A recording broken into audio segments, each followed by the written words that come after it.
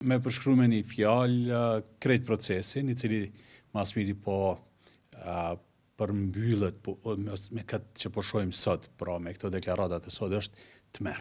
Pra është e tmerrshme që në shekullin 21 në Evropë të kemi një proces të tillë politik, me motive politike, një proces që krejtësisht ka dalë prej binarëve, prej rrugës në cilën është nisur, ose arsyes për cilën është themeluar, edhe po kthehet në një proces kundër krejt Kosovës, kundër krejt aspiratave të popullit Kosovës për liri, për barazi, për drejtësi, edhe krejt asaj që është arrit në Kosovë nga populli i Kosovës, po edhe në bashkëpunim, në partneritet, në aleancë me Perëndimin. E para është kërkesë e papranueshme, sigurisht. Është një kërkesë e cila nuk jep ndonjë shej për ndonjë logjik aty. Edhe krahasimet që fillun menjëherë me u bë me dënimet që janë dhënë në raste tjera, gjithmonë kanë qenë më të ulta. Po jemi duke folur për rastet kur vërtet kanë qenë të fajtor, ata të pandehur. Ajo që është më e rëndësishme këtu është që besojmë që as nuk ka pas arsye me u mbajt 5 vite në paraburgim. As tha që as të tjerët e lemo që aty të ketë diçka me ardhera, për t'i jep erë procesit që kur ka diçka që kanë këta ndonjë përgjegjësi për atë që është folë. Nga ajo që kemi parë deri tani, asnjë nuk është dëshmu ndonjë vepër kriminale e cila e lidh me këta të katërtit.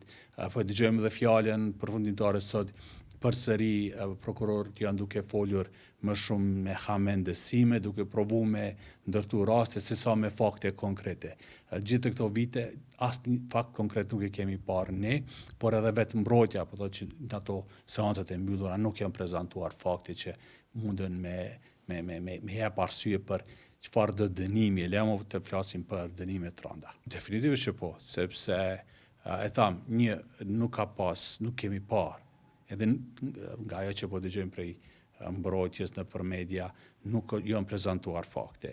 E dyta, është kthyer në një gjykatë politike, e cila ka deviju plotësisht nga synimi për cilin është themeluar.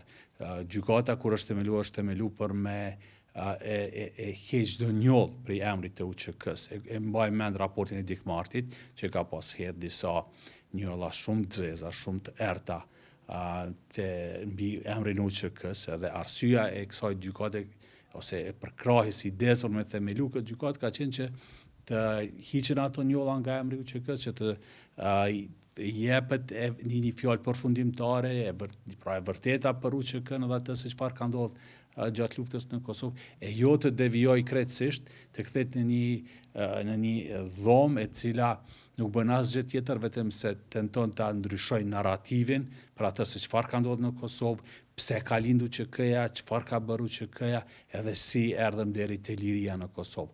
Pra është një proces, nuk mundem me quajtur as gjykatë, që ka deviju krejtësisht nga misioni i vet edhe ka marrë një mision krejt politik.